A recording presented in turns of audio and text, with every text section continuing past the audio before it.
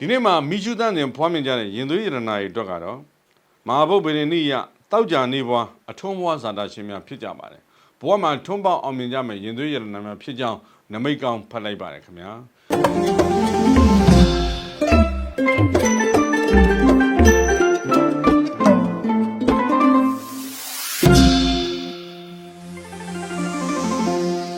အားလုံးပဲမင်္ဂလာပါခင်ဗျာကိုစိတ်နှပြကျမ်းမာချမ်းသာတော်မူကြပါစေဒီအစီအစဉ်ကိုဗေဒင်ရရမီဒီယာကစီစဉ်တင်ဆက်ပြီးတော့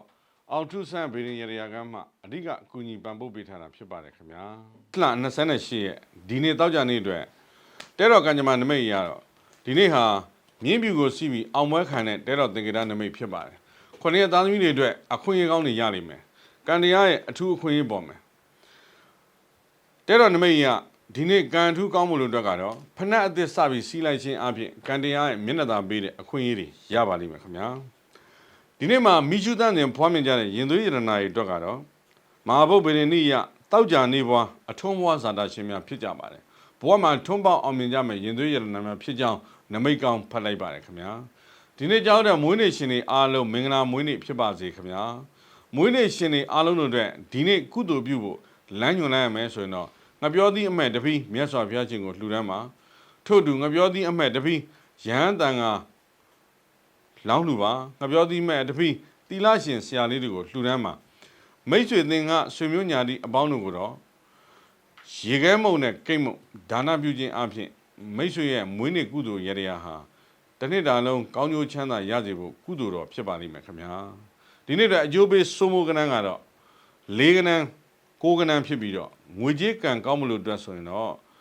ကိုရွက်ကလေးတရွက်ပတ်စံရည်တဲ့ထည့်ပြီးစောင်းထားလိုက်ခြင်းအပြင်ငွေကြေးကံအထူးကောင်းပါလိမ့်မယ်ဈေးဆိုင်တွေစရိုးဆိုင်တွေကုန်စုံဆိုင်တွေလက်ဖက်ရည်ဆိုင်တွေစားတောက်ဆိုင်တွေရောင်းပန်းသာဝယ်ပန်းလှဖို့အတွက်ဆိုရင်တော့ဆိုင်ရှိမျက်နှာသာကိုစံနဲ့ကျဲပတ်ထားလိုက်ခြင်းအပြင်သိသာသာရောင်းပန်းသာဝယ်ပန်းလှပါလိမ့်မယ်